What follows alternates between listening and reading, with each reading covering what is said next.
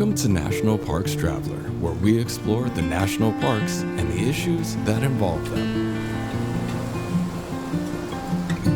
Nearly 700 volunteers, including some from as far away as Japan, descended on the Appalachian Trail in the past year in an unprecedented effort to recover a landscape forever scarred by Hurricane Helene a year ago. This is Kurt Repenchek, your host at the National Parks Traveler. The storm in September 2024 shut down 431 miles of the AT.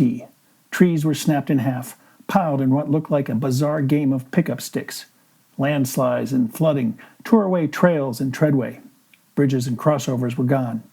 It was, and still is, a disaster of historic proportions. But it's also a story of resiliency of the land and the people who are stewards of it. This week, the Traveler's Jan Childs talks with two of the famous trail stewards, Joe Morris, project coordinator for Tennessee Eastman Hiking and Canoeing Club, and Franklin Tate, regional director for the Appalachian Trail Conservancy, which, by the way, is celebrating its 100th anniversary this year. We'll be back in a minute with Jan and her guests. Washington's National Park Fund is the official philanthropic partner serving Mount Rainier, North Cascades, and Olympic National Parks. WNPF raises funds for scientific research, youth experiences, volunteer programs, and projects that preserve and protect these national parks in Washington state. Learn how you can help at WNPF.org. Acadia National Park is one of the 10 most popular national parks in the United States. It's also one of the smallest and most vulnerable. That's why Friends of Acadia exists. Friends of Acadia is an independent organization of passionate people inspiring those who love this magnificent park to make a real and lasting difference for Acadia. You can make a difference at friendsofacadia.org. The Blue Ridge Parkway Foundation is the primary nonprofit fundraising partner for the Blue Ridge Parkway. It is made up of people who have a deep love for this majestic road and want to ensure that its natural beauty and the experiences it offers endure for generations to come. Show your appreciation at brpfoundation.org. Smokey's Life. Full of stunning photography and thought-provoking reads, Smokey's Life Journal is a biannual magazine produced by Smokey's Life, formerly the Great Smoky Mountains Association. Members receive it free of charge each spring and fall, and it is available for purchase in retail stores throughout Great Smoky Mountains National Park and online at smokieslife.org. Support from readers and listeners like you make the National Parks Traveler possible every day of the year. If you enjoy the Traveler's content, please consider a donation at nationalparkstraveler.org. Franklin and Joe, thanks for joining us today. Really looking forward to learning more from you guys about the Appalachian Trail and the recovery from Helene and the Conservancy and all of the volunteers and clubs and groups involved. Could we just start? Would you mind just introducing yourselves to our listeners and give us a brief rundown of your role in this story? And Franklin, let's start with you. Thanks. My name is Franklin Tate. I am a regional director for the Appalachian Trail Conservancy, and the region where I work is known as SORO, or the Southern Region. I'm based in Asheville, North Carolina. Since Helene, I've worn many different hats. I've been working with our federal partners and our clubs to try to get the trail open and to try to get it sustained beyond just what we call our initial punch through of cutting the trees. And so I've been working on multiple levels, both with the U.S. Forest Service and the National Park Service, but also with our ATC staff and our predominantly our Carolina Mountain Club volunteers and our Tennessee Eastman Hiking and Canoe Club volunteers, because those two clubs were in the most impacted area of the trail in the southern region. All right, great. And Joe, welcome to you as well. Absolutely. Thank you, Jan. I'm Joe Morris. I'm the project coordinator for Tennessee Eastman Hiking and Canoeing Club, otherwise known from here on heretofore as TEHCC. It's much easier. Oh, it is? I started with a club. Yeah, that's cool. Much easier. I started with a club 13 years ago and have been basically herding cats, as certain people say, for the last year, and in particular, working also with the Forest Service pretty extensively in ATC over, the entire process. And they've been invaluable, as has Southern Appalachian Wilderness Stewards as far as the cleanup goes in our area. We actively are responsible for the maintenance of 134 miles between Spivey Gap, North Carolina, and the Tennessee-Virginia state line. So that's who I am and what I do. All right, great. Thank you. And I'm going to kind of go back and forth here asking you guys some questions, but, feel free to chime in too at any time if you have anything to add for either one of you. So, Franklin, I know that a large portion of the trail was impacted. And as you mentioned, those two areas that were especially impacted by Helene last year. Can you sort of give us a rundown of what was going on immediately after Helene in terms of the damage to the trail or specifically the southern portion and what the status is now? Yeah, early on, the Park Service and the Forest Service, they formed these incident management teams. There was a blue team in the sort of Georgia, North Carolina area that kind of spilled over into Tennessee, and there was a gold team further north in Virginia. And what those groups of federal employees did was they set up a prioritization for each forest. They went from sort of search and rescue, life and limb operations to road opening, bridge inspection. So they set up a sort of a triage, for want of a better word, for the national forest. And in Soro, in the south, the Appalachian Trail runs predominantly across federal land. When you get further north, it gets to be more of a checkerboard. But in Georgia, North Carolina, and Tennessee, it is, except for a little bit around maybe Amicalola, we've got like 99% U.S. Forest Service, National Park Service. And so those incident management teams were the ones that I was turning to be able to say to clubs like Eastman or Carolina Mountain Club, like, this is what I know, this is what I've heard. And they were getting communications as well. There was a period early on where the forests were closed. There was no access, even volunteers. So the AT was closed. They were assessing what was going on. I think, and Joe probably knows this better than I, within the first couple of weeks, though, we started to see openings. And the Cherokee was one of the first national forests to say, yeah, we can put the volunteers back out there. But further south, closer to Asheville, they were a little bit more guarded and opening up the AT.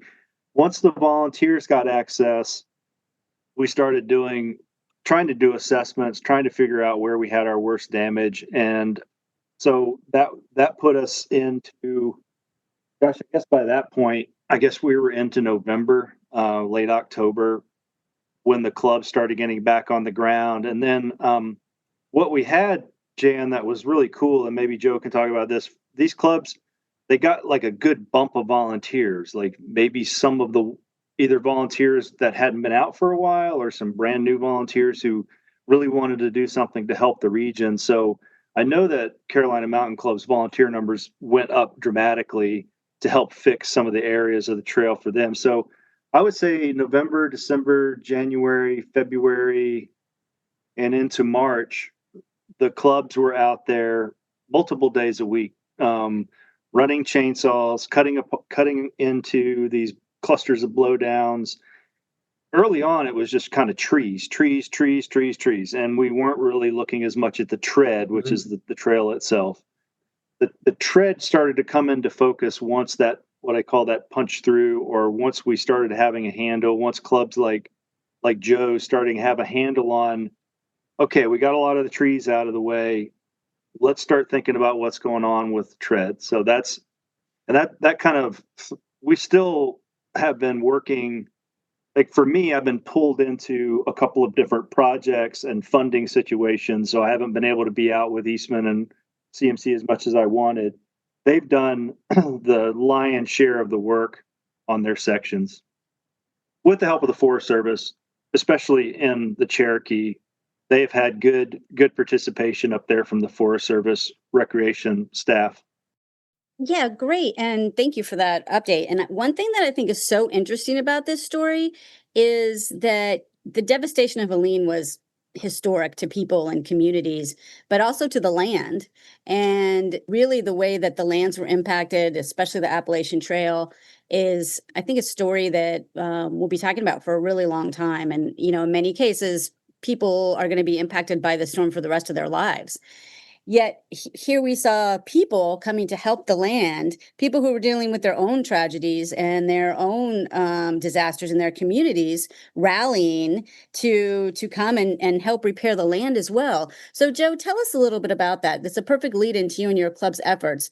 Let's start with, tell us a little bit about your area's portion of the AT and what makes it so special. And what makes it so special? Well, I mean, it's a coordinated effort between a lot of people that feel that mostly come from the hiking community, such as myself, several others. We have several thru hikers that are involved in our maintenance activity in the club, but people that ultimately got to a point in their life where they wanted to give back to this trail that means so much to them. I mean, it's basically a labor of love. I didn't know it existed. When I started maintenance years ago, I was brought to the trail because I got some trail magic from a couple of guys at Burke's Garden in Virginia. I'd taken a 4-day hiking trip, and I just ran into them. And they asked me where I lived and what club I was, and they told me what club was in my area. And they said they need help. I was much younger then. And they said, call them when you get home and see if you enjoy giving back to the trail. And so here I still am as a repeat offender for the last 13 years and thousands of hours stacked on top of it. But it is literally the most incredible thing I've ever been involved with in my entire career. I love doing it. I love the people that I've been able to meet. I love interacting with all the different agencies. It's just, I cannot begin to tell you how personal it is for me and how fired up I am about it day to day. And probably do it more than I actually should, to be honest with you, because I'm still working as well. I still have a job. I still have 2 jobs actually, but I just love it. I love the activity. And to Franklin's earlier point, and I think it's definitely worth absolutely just magnifying here. We had over 200 people that volunteered for our efforts. We have, between our club and SAWS, we have about 10,500 hours of volunteer service just related to the recovery, which began on October 22nd. So about 3 weeks after the storm. We ended that basic tally on May 1st because, and it got more and more difficult basically to differentiate between what our normal maintenance activities would be and what actually Helene recovery would be.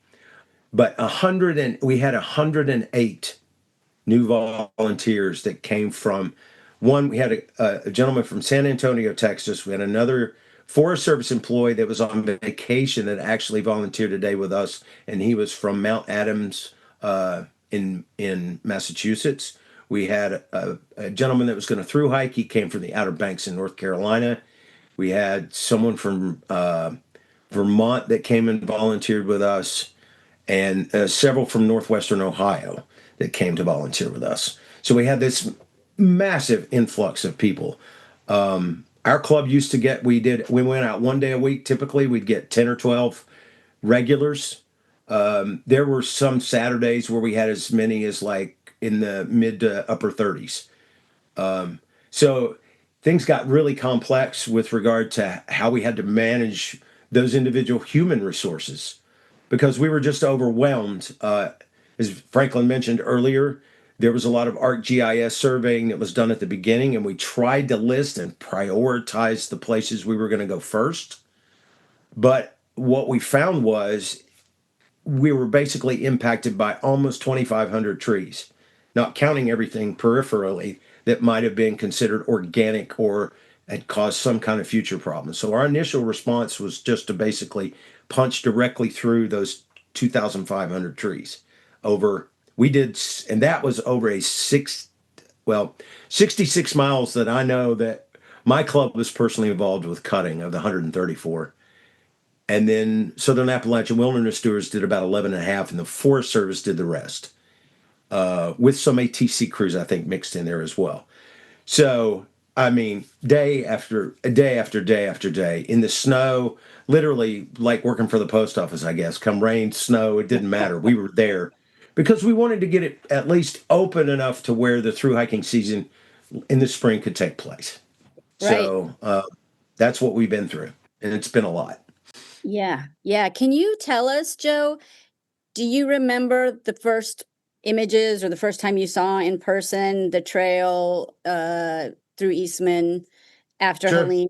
Do you remember Yeah. what it looked like, and what went through your head when you saw it? Yeah, there's one there. So the first place I saw was Iron Mountain Gap, which ironically we just started basic rehabilitation on, I guess, yesterday. I'm a grown man, but I might have shed a tear or two, if I'll be honest about it, because that was my section. The north side of Iron Mountain Gap to past the Apple Orchard and Weedy Gap, that I took care of and had adopted from an older couple that retired in their mid 80s. Very personal to me, still is, obviously. I loved that place to death because it was beautiful. And the people that went through there had intention to be there, which made it all the more special to me. When I first saw it, it literally was a wave of trees on top of trees on top of trees. There were times when initially there were attempts made to cut through there. And I do know that people spent 6 to 8 hours of cutting time and their feet never touched the ground. There were that many trees in there. I guess the overwhelming thing about that first visit was I've seen hundreds of pictures and videos since. And until you put your eyes on it, you have no idea of the actual impact of the storm. It was crazy. But the most vivid, honestly, memory for me personally was going to Chestoa, which was my first trip out, and working on the trail alongside local law enforcement authorities with cadaver dogs looking for humans. Now, that was tough. And it really galvanized and brought home the impact that had occurred to the entire region because we had mudded houses, for the several weeks leading into that and into starting our outdoor work. And it's just been super emotional for everybody, but it did galvanize the community and it brought people together that otherwise wouldn't have been. Yeah, So, those are really good points. Thank you for sharing those stories. And yeah, I kind of circle back to Franklin because you're talking about sort of galvanizing people and bringing people together, and I know that the Appalachian Trail Conservancy played a huge role in that. So Franklin, can you kind of sort of walk us through? I know it's hard to do it in a briefly because there's so much work that you all have done, but can you kind of walk us through some of the biggest highlights or successes of the recovery so far? Sure. One thing we did early on was we started this drive called the Appalachian Trail Resiliency Fund. We started getting the attention of through hikers and the hiking community on a global scale to try to help out with the trail. And so we've been able to use money from that fund directly on the ground, whether it's with a chainsaw crew or we've got a crew that is going to be at Iron Mountain Gap, and we're paying for one of their hitches out of that resiliency fund. We've done things for some of the AT community towns. It's just been a great resource. We actually another role that we've had since day one is to be in that sort of hiker communication world. And ATC, I think one of the things we do well is we get information online for thousands of people. They use other sources as well, but they do come to our website a lot to look for updates. And as Joe mentioned, down there at the Nolichucky in Irwin, the bridge was washed out. And so there's so much traffic on that road that I was talking to Joe one day, and I don't know, and there made another Eastman member, and we started thinking like maybe we should do a ferry. And the hostel owner there at Uncle Johnny's was also thinking the same thing. So we put resiliency fund money into a raft that moved, over 1,000 hikers across the Nolichucky during the bubble. And so that was also another accomplishment that I felt like ATC was on top of. We have had a task force that meets we were meeting every week early on. We've moved to like every other week. The main thing, and I've referenced it a few times, the main thing ATC is trying to figure out is where are we now, and how can we continue to partner with either the Park Service or the Forest Service to make sure that resources keep flowing into the trail where it's most needed. And so the Park Service, we did an agreement with them to bring in some seasonal staff to continue doing that assessment work that Joe and I have mentioned. And then with the Forest Service, we're actually looking at a 4 to 5 year agreement that will make some of the staffing presence and things like ridge runners in Tennessee. We'll have a 5-year window now to work on that as opposed to a one and done. So that's taken a lot of time, but if ATC didn't have such good partnerships with these agencies, we would be falling back just on that resiliency fund, which wouldn't be enough money to get done what we need to get done.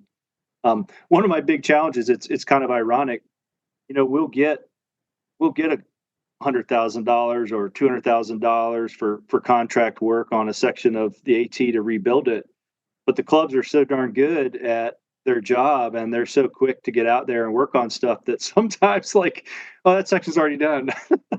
So you can't keep up with them. The Energizer Bunny factor just really kicks in. And but one thing you've got to envision, or one thing that folks have to envision with the trail, as we've mentioned, that jackstraw or that pickup sticks game of trees overlaid with one another. That's still, as you hike down the trail, you still see that on either side in a lot of places, but there is a corridor going through. But the other thing that the clubs have been dealing with, and it's a very difficult repair scenario. It's a root wad. It's a tip up. It's a tree the tree's roots were literally in the center of the tread. And when the tree went down, it pulled it, when its root system went up in the air, what you're left with is a crater of varying depths. I mean, sometimes a maintainer can go into that crater and you can only see the top of their helmet, right? And the root wad itself might be 15 feet tall. So we are committed to putting the trail back in its current position. We want to keep the trail and the corridor in it for various reasons. We want it to stay where it is. So that presents us with some challenges because there's only so much, and some of these areas are fairly remote. There's only so much machinery and only so much technical assistance you can get for a root wad that's 5 miles from the pavement. So that's kind of our next phase of work. And Joe and I were out with one of our crews and some ATC staff on Monday, and we winched one of those root wads down the hill. And I got to tell you, that felt so good, just to see that thing move out of the trail. And within an hour, we had the tread back where it had been. So it's very satisfying work, but it can be very slow. Yeah, those are really good points. And you mentioned being out there, and you mentioned Iron Mountain Gap. And my understanding is that's the last portion that isn't at least reopened in some form. Is that right? That's correct. That's correct. Joe, do you have any sort of timeline for when that might be reopened? And can you kind of tell us what the challenges are there? You want to take that, Franklin? You want my opinion? So, okay, I will tell you what the club position is. And of course, Franklin's already mentioned it. The land managing partner here is the United States Forest Service. It is the club's intention to work diligently to get at least the south side of Iron Mountain Gap completely open by hopefully the end of October, in an effort to try to get all the agency partners to agree that the northbound hiker season can take place within reason without using the reroute that we had to use this year. I think that is I think that ultimately that's the goal. Now that there's no way that's going to take place on the north side, but the north side potentially has more concentration of trees, but it's a much shorter distance. So we hope it's probably going to wash out and be about the same amount of time to clean that footprint out. But I hope that we'll be done by the end of October, and because we're going to work 4 days a week starting next week. So I'm again very hopeful, and that all the agency partners can agree after the logging on the north side is done that can be open. That's our goal at this point.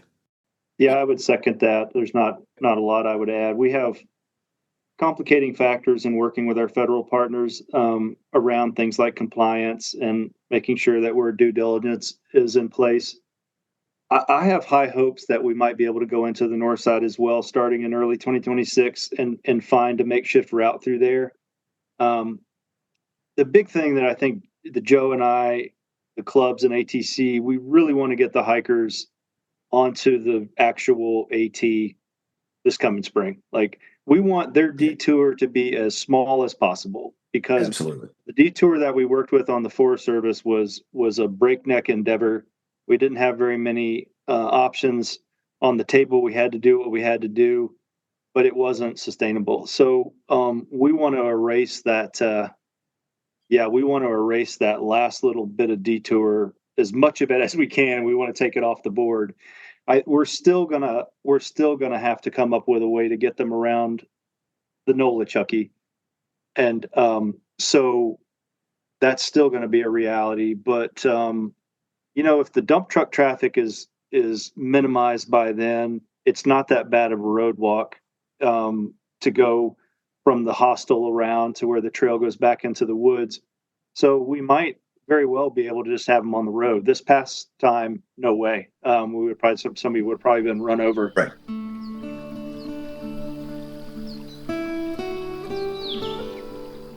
Acadia National Park, to a young boy, was an incredible wonderland, especially to a young boy who grew up in central New Jersey and whose summer vacations typically involved a stay at the seashore for a week or two.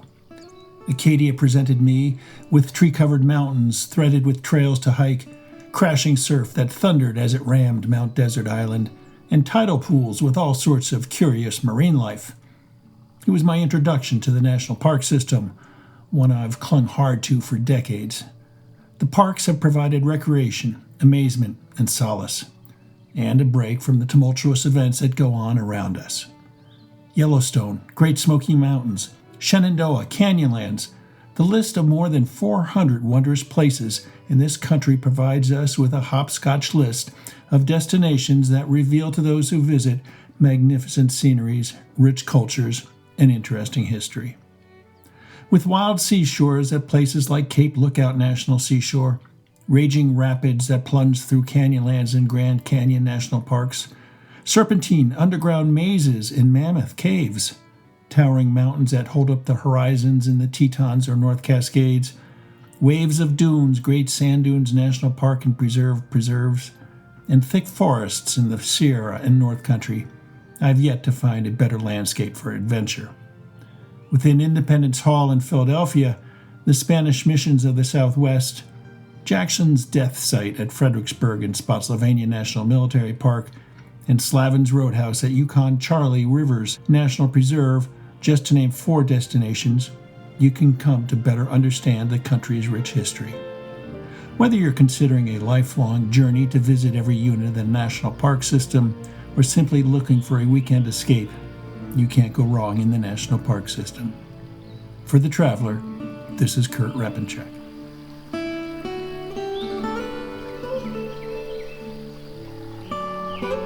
So let me ask you, why is it so important? What's the significance of having people on the actual trail versus a detour? I got that one covered. And there's multiple reasons, but I'll tell you another thing that drives me. The actual load on the trail this year in this region, and it continues unabated, is probably down somewhere around 30%. The economic impact for some of the small communities that were located in this corridor is tremendous. I mean, you're talking 2 or 3 thousand people that are pushing through here every season.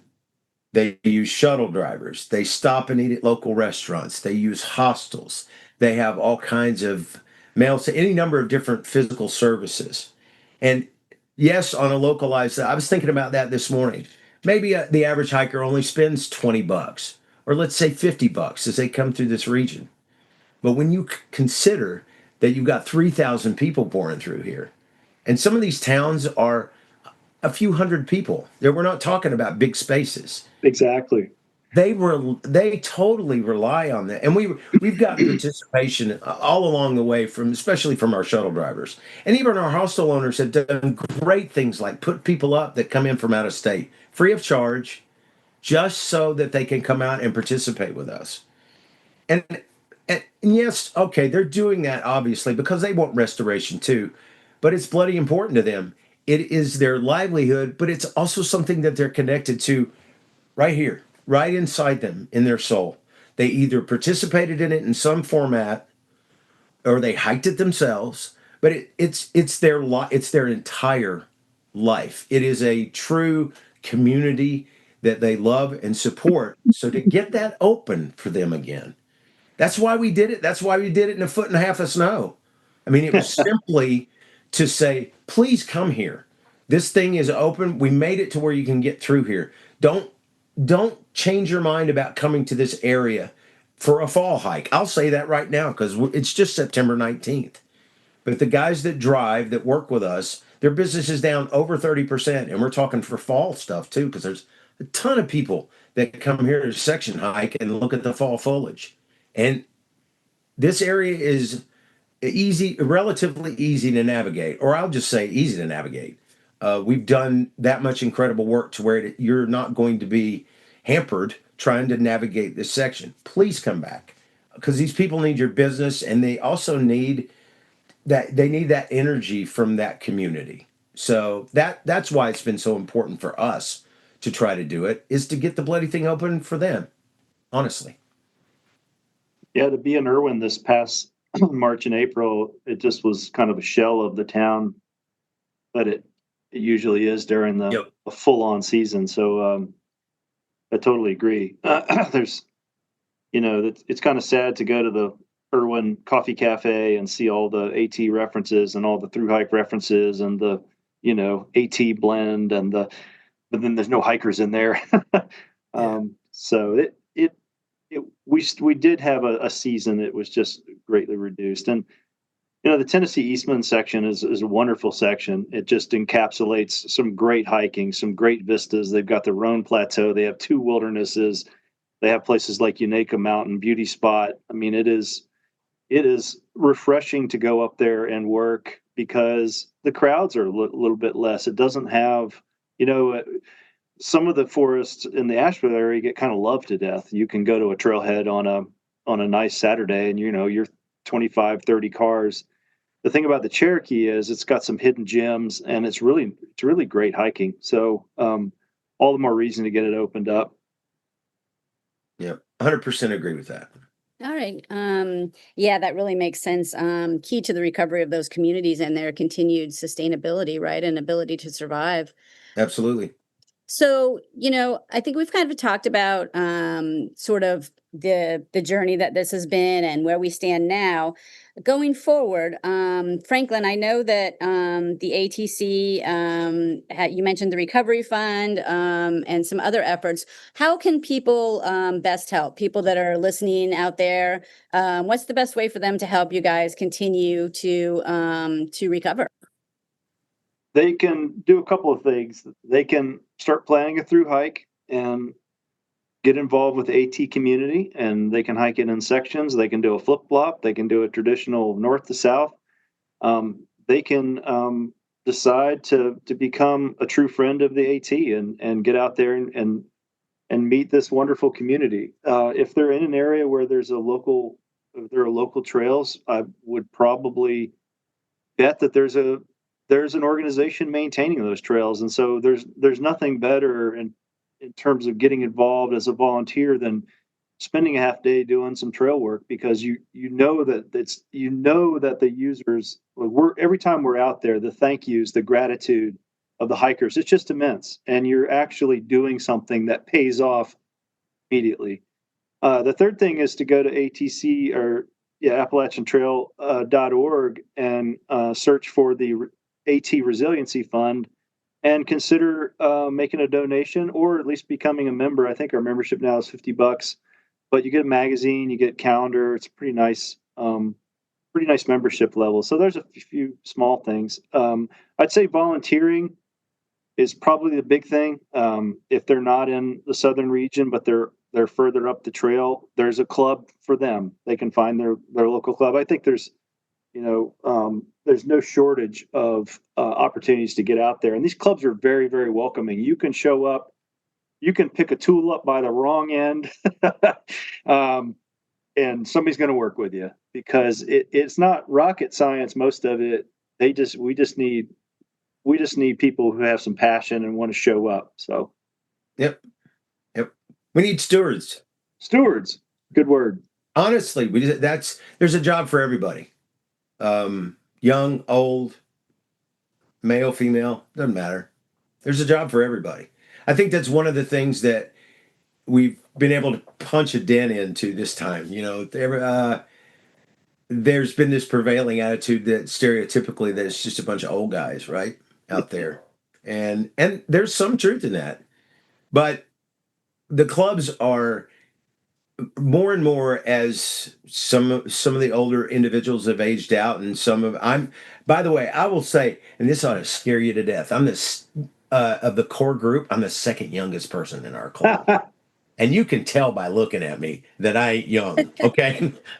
I'm in the decade of replacement parts. So, but there's a job. I mean, there's literally something, and we've learned to use mechanical advantage in other ways. And we have some very active women that are involved with us that are just fantastic. And that part is changing and needs to continue to change. We need more women in the clubs. We need more families in the clubs that do this thing together, and they do it for short periods of time. We've been smart enough to start, as Franklin kind of alluded to, we started working with municipal parks that are closer to population centers. Those have been great opportunities for us to kind of segue people into getting to the AT, because, like, as an example, for somebody like me, it takes me about an hour and a half each way to get to and from a work site on the AT. That's a big commitment for most people. You've got 3 hours travel, 6 or 7 hours of work, if you're lucky, maybe more. And it's a full-time job in many cases. I'm fortunate enough to be able to flip-flop things and work around that, everything else in my life, to do that. Most people don't have that luxury, and I realize that. And we also respect that. So, but he's right. If you've got a local park or municipal trail or something like that, it needs just as much love and attention and help and just as much passion as the AT does. So, get involved, no matter where you are. I think that a lot of these clubs too.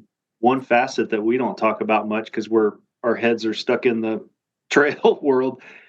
Most of these clubs are doing just outings. They're doing a hike to waterfall XYZ. They're doing they provide the infrastructure. They carpool. Almost all the clubs have a hiking component where you could back your way into being a maintainer. You don't have to start off as a maintainer. You could, even if you've never really hiked before, or maybe you're like, I don't know about that. This is the way to get into it. This is the way you'll have other folks out there, experienced folks. And I'd say that a club like Carolina Mountain Club, a smaller percentage of people are maintainers than are hikers. There's a big hiking component there. And I know that's Eastman's genesis as well, is that hiking and canoe. I think the canoe part has slowly been you guys have outsourced that to another group more or less. But so that hiking piece is pretty substantial in all these clubs. Yeah, great point. Brings up another point. I know Carolina Mountain Club, they have 1,400 members, and he's right. A lot of them have daily hikes. They have 5 crews that work a week.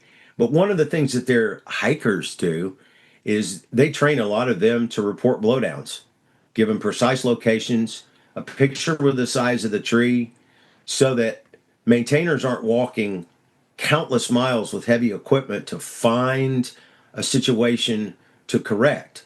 And we've been working, and I know Franklin's been involved in this as well. And I think Caitlin Miller from the ATC was involved in it.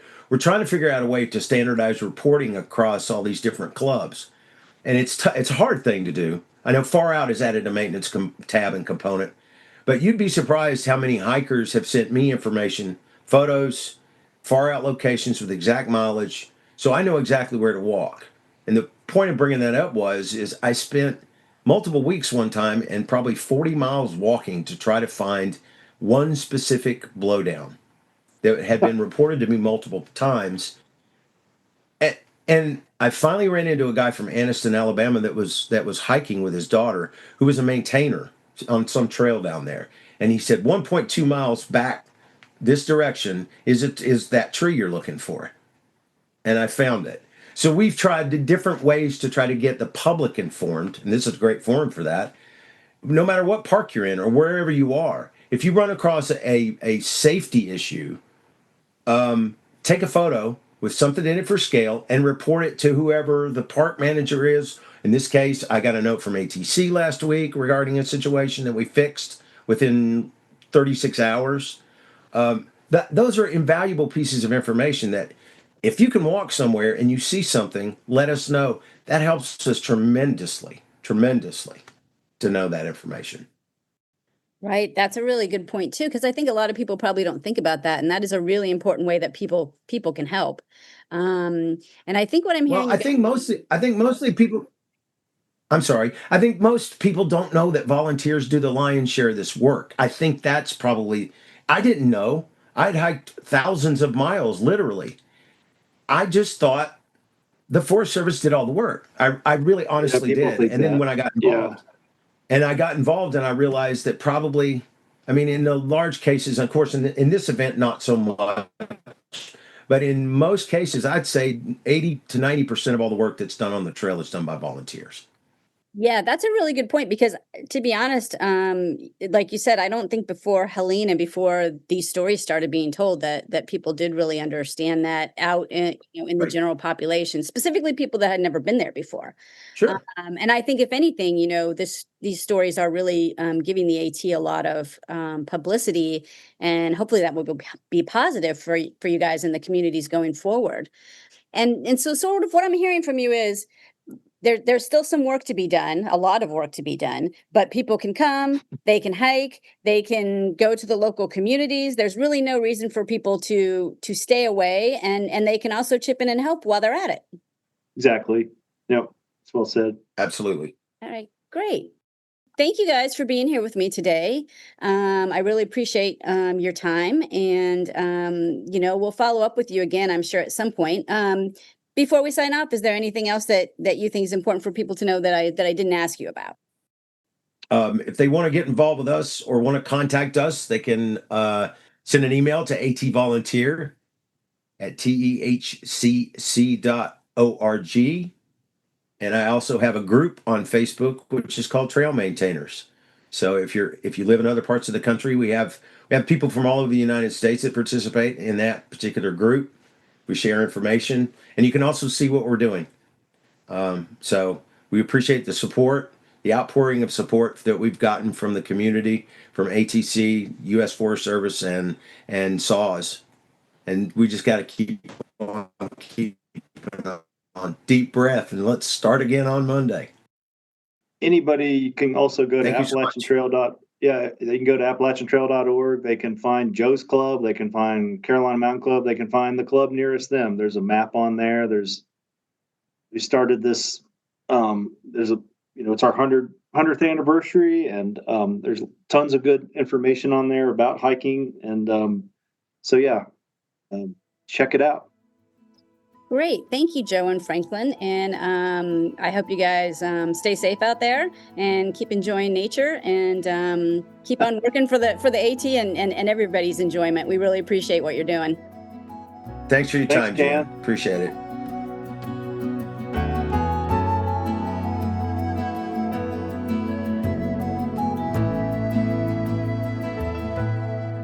That's our show for this week. We hope you enjoyed it. Next week, Professor Robert Parr, who teaches political science at the University of Illinois, joins us to talk about politics and park interpretation. For The Traveler, this is Kurt Repenchak. See you in the parks. The composers and musicians at Orange Tree Productions have created a unique collection known as the National Park Series that has grown to include more than 30 CD titles. Composed against the backdrop of a park's sounds of nature, these musical scores will connect you with these beautiful places and take you there, at least in your mind. This collection is the #1 selling National Park audio series in the world and provides the background music for National Parks Travelers podcasts.